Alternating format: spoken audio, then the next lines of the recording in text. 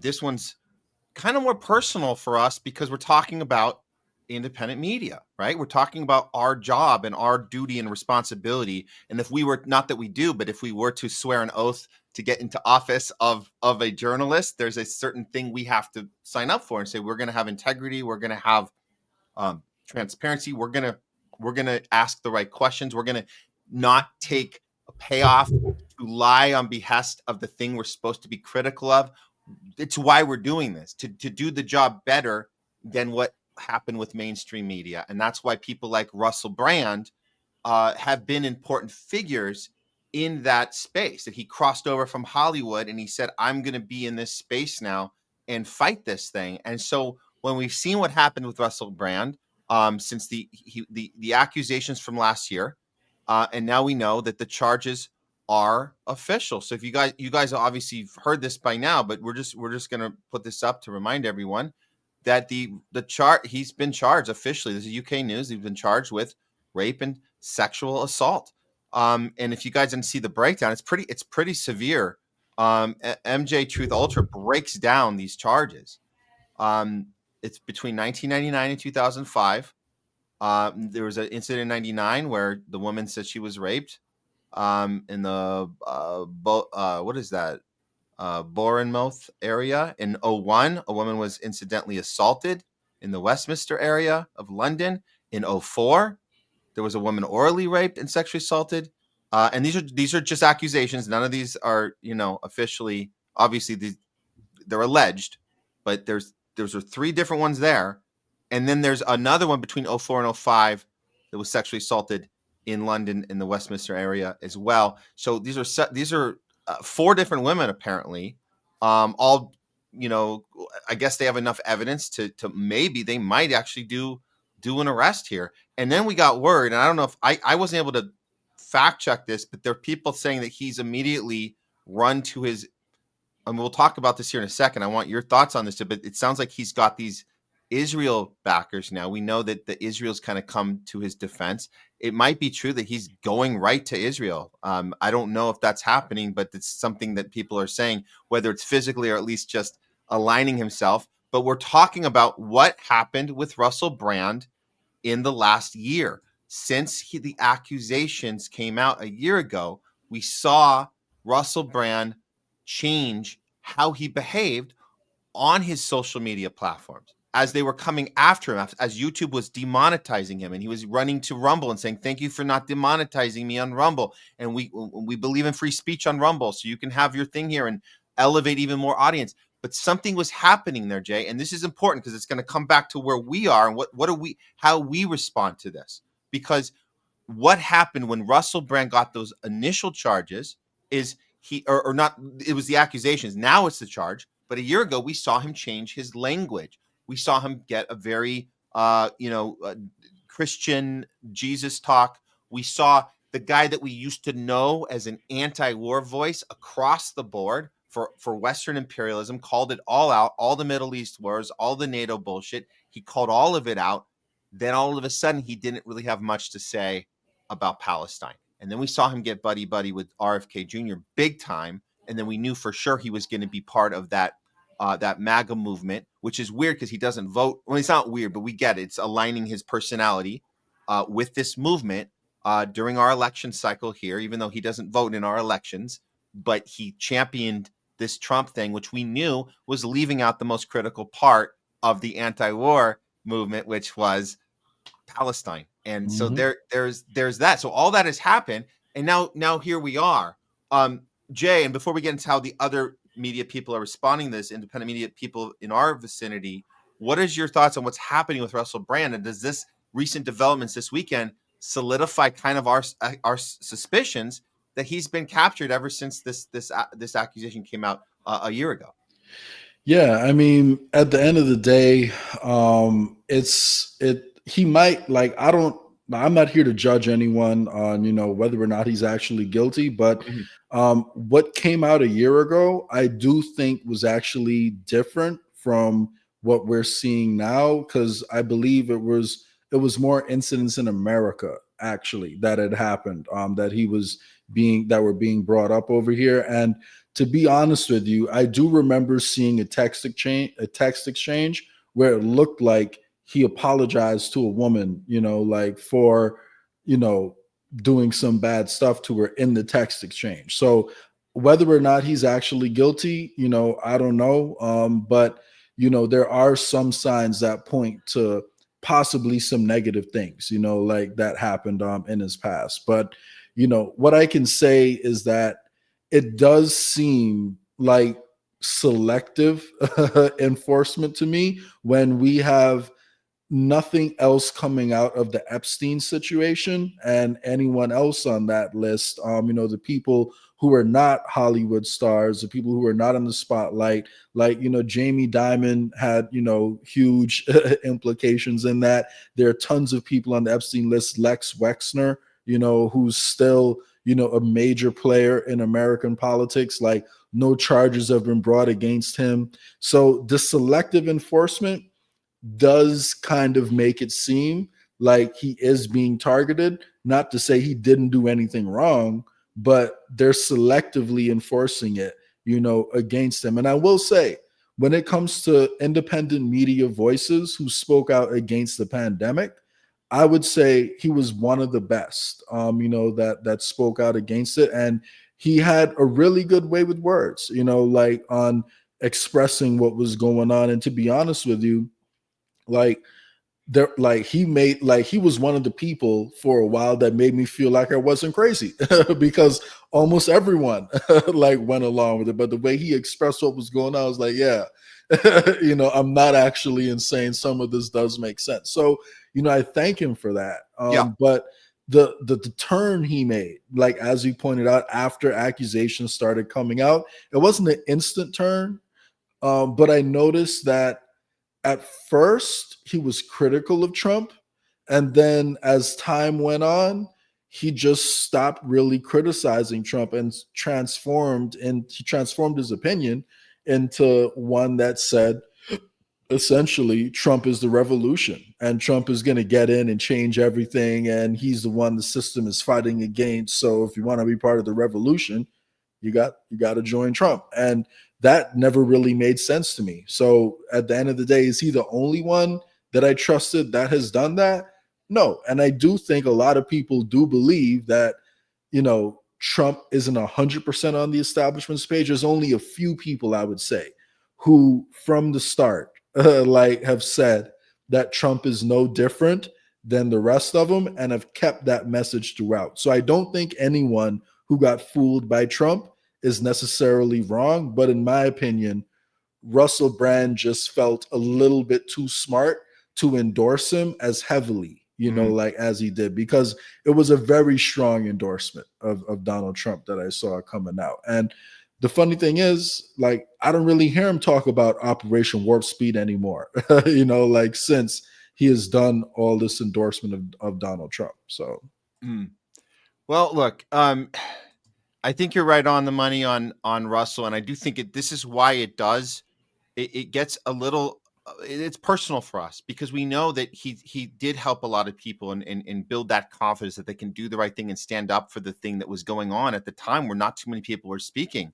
And you're right, he definitely has a way with words. But these are the people, and he comes from Hollywood, so he kind of was able to elevate kind of naturally from his Hollywood career. He could get into the space and nobody questioned, how did he get such a huge following? He was a guy who's very articulate, and he was playing the counter to that character he had. If you remember Forgetting Sarah Marshall, he was playing the counter to that character, which he did so good at, this total sellout, one-dimensional rock star. And get him to the Greek, because get him to the Greek. that's who he was. That's who he was for a big period of Yeah. his life. And then he does seem to have undergone a transformation. However, I would argue you probably have to kind of atone, for some of the things you've done. Like in the past, I don't know how much of that he actually did. So he said a lot of the right things, but atonement, fine. But now you got these 4 women, whatever. We have to see what happens. We're not making judgments right now. We're just saying, let's follow the timeline here, and then let's look at some of the other people in the space that are very similar to Russell Brand in certain ways. Obviously, there's people, and I'm going to bring up Ian Carroll, because here's a guy who's also very good with words. extremely good with words, has a way of bringing you in, being honest in moments, and saying hitting the thing right on the head and telling us what we need to hear. But then we look at timing and we say, well, could you have said that earlier? And then we have a question that we didn't really have about Russell Brand, what we have for Ian Carroll. Our question is, well, how did you elevate so quickly? You did not come from a previous career where you were known, you were a celebrity. So that question comes into play. And we have to ask these questions. But when a guy's saying things right, things that we like to take pride a little bit when we get something right. I mean, I don't like the, oh, I told you so, but we know we're doing a good job. Let's just say this. We as independent media people, we know we're doing a good job when the thing that we reported on that not anyone else was talking about at the time comes true. So it's not about gloating. It's not about saying we were right, you were wrong. It's saying we know we're doing something right, and maybe we need to keep doing this. But we also want to have followers. We also want to have, I think Ian Carroll has 2.1 million followers on just on Twitter. And so we know that that's power. That means you can get to people. So you hope that he's doing an honest job like we are, and everybody around us, like Derek Brose and Whitney Webb. And obviously Derek is closer to us because he's been on the show with us and we have this dialogue with him. He has a dialogue with Ian Carroll. So for those, we're just going to catch you up with this. Ian Carroll went on with Candace Owen, another person who we hope is doing honest work because she's saying everything right about Israel, and she broke off of the Daily Wire. So what a great thing to have Ian Carroll and Candace Owen come together and have a discussion. I'm going to play a clip from this right now. And I saw this, and it kind of, we'll see what you guys think about it, and Jay. But he's saying things right, but is he saying them too late? This is really the question I have right now, and keeping the Russell Brand story in mind, and why all the reasons one would go off of the path that they were on as far as being ahead of things versus behind, or leaving things out like RFK Jr. does, and then lying by admission versus not, and all those questions we have for people that we don't want to do that. We want to be honest. We hope they can be too. Here's a clip of Ian and Candace talking about this issue, and then we'll respond to this. So ironic to examine this happening under a Trump administration when Trump ran, the entire thing was they kept saying he was Adolf Hitler. They kept saying he was anti-Semitic. It wasn't true. They looked through every possible venue to get this man dismissed because, he can't run for president. He's this, he's that. And now he's allowing his administration to put into place laws to condemn the very people that got him into the office on behalf of the people who tried to keep him out. Well, Miriam Adelson is going to get her money's worth. That's for dang sure. Right. And so I always think back to one of the most awesome moments in political history, which was Trump on stage in the first debate rounds in the primaries in 2015, probably, with Jeb Bush on stage, and Trump says, those are all their donors in the audience, and I couldn't get any because it's only seats for donors, and I don't want your money, I don't need your money. And it was such a slap in the face moment. And that was maybe it was the same Trump, maybe it was all an act, I don't know. But that that energy is long gone. It's gone. And I mean, I'm optimistic about some of the things that are being done right now, but a lot of people are right on the money that Biden, whoever was behind Biden, crashed so much, so intentionally, so obviously, that it's hard not to wonder if that wasn't an intentional setup to lay the groundwork for Trump to get a whole bunch of easy wins, right? Because now Trump is coming in and Elon and him are doing all these easy wins that, yes, they are good at face value, and a lot of them are critical to have done. But they aren't even moving us back past the baseline in some instances. And in some instances, they're actually creating a major void where, we don't need all these bureaucrats to work this job. We should replace them with AI. Like, we don't need all these people to do these jobs. We got technology that can take this over. And this is where the people on the internet that have been sort of ostracized for a long time, talking about technocracy and about how we're walking closer and closer to this digital surveillance state, it's never been a popular take because it goes against both parties. But they've been sounding the alarm on Trump for a long time. And I'm not ready to say that they're necessarily right, but I am ready to say that everyone should be paying attention to this. So what he's talking about is Derek Brose. What he's talking about is Whitney Webb, who he's talking about, and he backed that up with a tweet, and he tagged them both. He tagged Derek and Whitney. Who he's talking about is us as well by association. Homeless Left, Do Dissidents, Craig Pasta, Kate Cabello, Fiorella, Nico House. the Nico House, RBN, all of them. He's talking about all of us that got this right. And when I see him saying this out loud on a massive platform, he's got his people, Candace has her people, massive platform, saying what's right, but doing it a little late. And I just, it saddens me, Jay, that they can have this honest conversation in April of 2025 about the things we were talking about, that Derek Bros was talking about. And he's saying, well, maybe we should have been paying attention. Yeah, because we're the ones not having the millions of followers like you two sitting right there. We're the and Russell Brand, by the way, with the millions of followers, millions. And we're sitting here getting it right. Is it a coincidence that the people that get this right when it matters are the people that can't get the millions of followers? Is that a coincidence, Jay? Because everybody he means to mention in that, and again, I want to be clear, he did tag Whitney and Derek after that clip went out, and we're part of that by one degree. We're with that team. Is it a coincidence that everybody in our space that got this shit right, that we are the ones without the millions of followers, but they have it when they get it late in April of 2025? Yeah, I mean, it is a pretty big coincidence, especially because, Ian says all the time that he has built, a lot of his knowledge off Whitney Webb's work, yet he is more known now than Whitney Webb. So, I think, it's a little bit of a contradiction. Now, that being said, I got to give Ian, his credit where it's due, because he is an excellent speaker, and I've watched his breakdown videos. And he does have a really effective way of communicating ideas. It's really short. He blew up on TikTok. However, is it possible that there are algorithms out there like that intentionally suppress people that aren't going to go with the flow? Possible. Is it possible that there are people out there who are given leeway to, speak the truth on, certain issues to gain up a following, only to make sure that they use that following for the right purpose?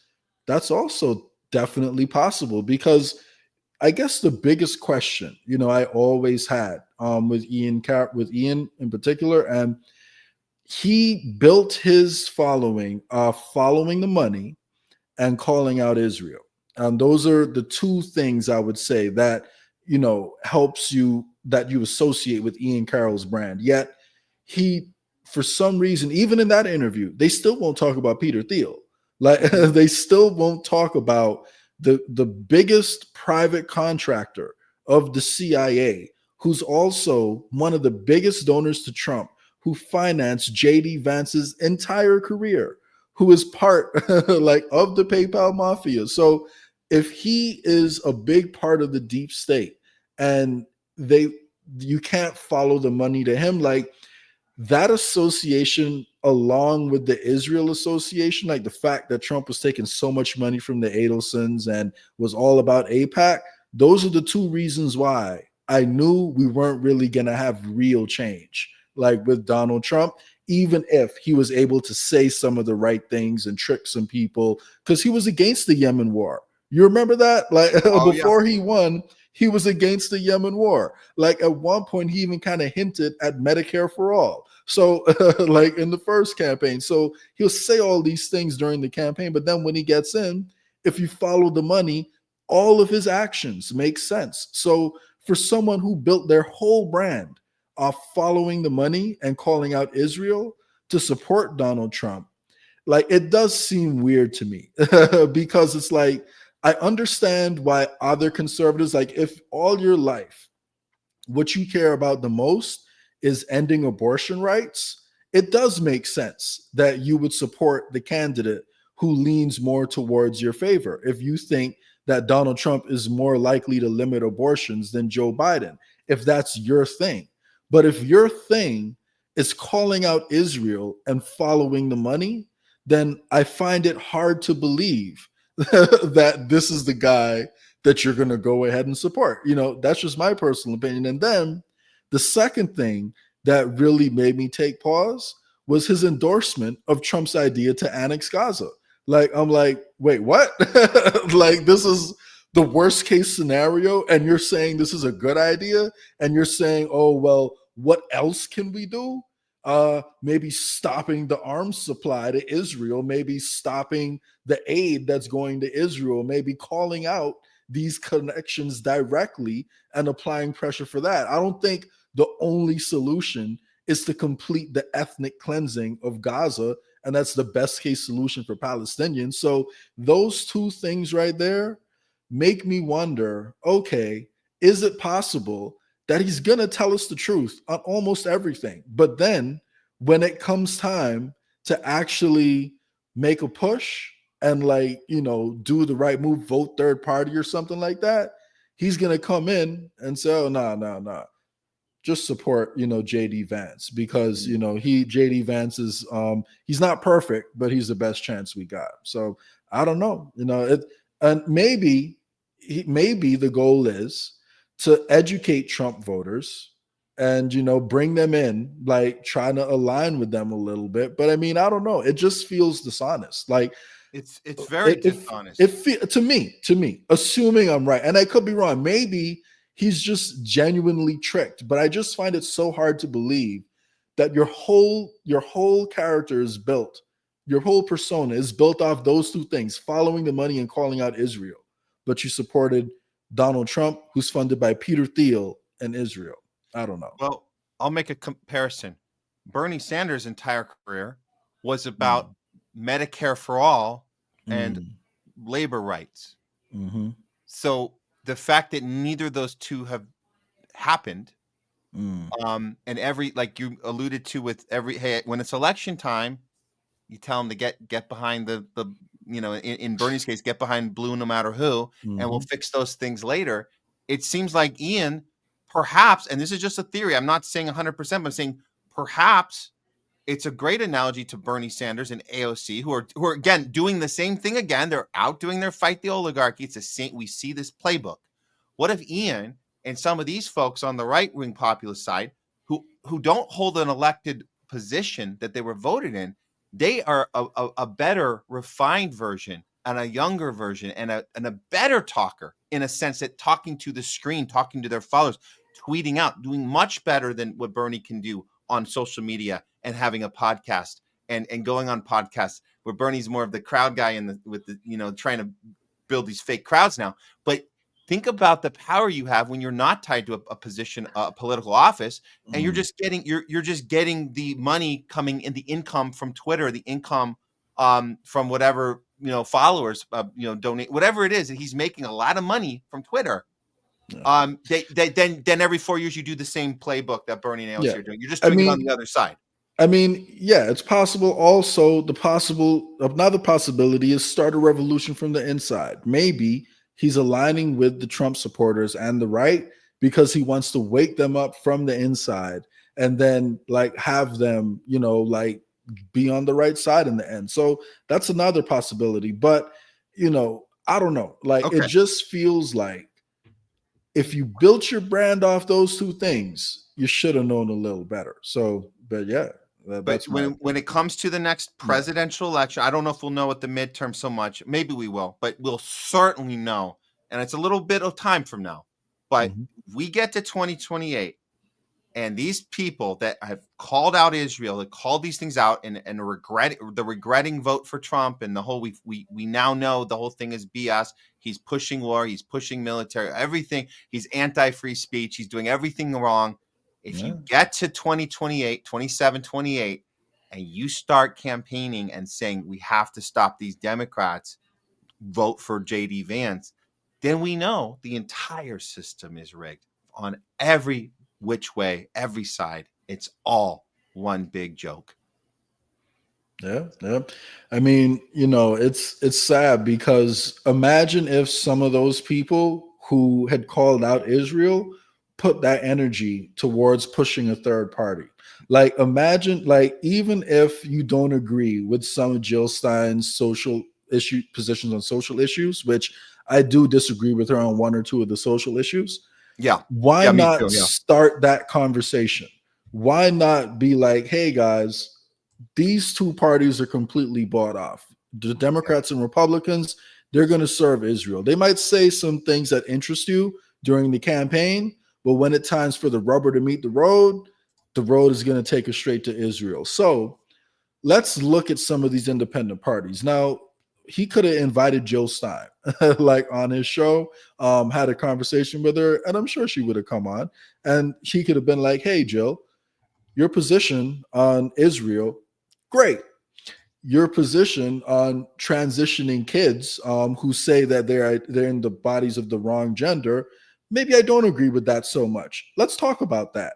Is there some room, like in your policy, if you're president, to maybe allow the states to have some decision there? Or is your position that you're going to use the might of the federal government to enforce all over America that whichever teen says that they identify with another gender gets hormone blockers? Is there any wiggle room there? Like, have a conversation. And what you do with that is you apply pressure to the best possible choice that we have to maybe massage some of their issues. And then you also recognize the fact that the president isn't actually a dictator yet. They can't do everything. So if I agree with them on this issue, which is the most important because Zionists are running our politics right now, maybe I can prioritize that and then continue to fight them on the other issues. Yeah. Like maybe that would have been a better strategy than simply. But this goes back to the independent media. This is what goes back to the independent media, the responsibility we have in this space as we see Russell Brand getting charged, as we see Ian Carroll catching up to his Trump base. We have this responsibility to have these conversations, and we're doing it. We are doing it. I will give a shout out to Craig Pasta right now, who literally tracked Jill Stein down at the third-party debate and asked her right to her face, live on Kim Iverson's show, asked her right to her face, do you regret the mandate position of your party, of your party, of the Green Party? Are you personally for it? Did you have a problem with it at the time? Have you if you didn't have a problem at the time, did you reconsider it since? And she was forced to answer the question, and she gave a great answer. But it was important that she saw that people like Craig Pasta, people like Kim Iverson had shown up to this place that nobody was we were giving them a chance to be seen. Kim Iverson particularly was giving them a chance to be seen on a stage that nobody in the mainstream media just blacked it out like it never happened. She was going up against Chase Oliver. She was going up against this other guy, this other clown who was not, should not have been on that stage. But regardless, we were giving her a chance to act. So that you're 100% right, Jay. Those are the conversations we need to have. And luckily, Kim, with her audience, was able to see it. Craig brought his people there. But wouldn't it be great if Ian could bring his audience into a conversation like that? How great would that be? Yeah, you know? lesser of two evils voting is killing America. Like it's killing America, because if everyone who adopted that position, I'm voting for the lesser of two evils, just voted for the third party that they identify most with, we would have had a Libertarian Party past 5% in the polls, and we would have had a Green Party past 5% in the polls. And then we would have had 4 established parties in American politics.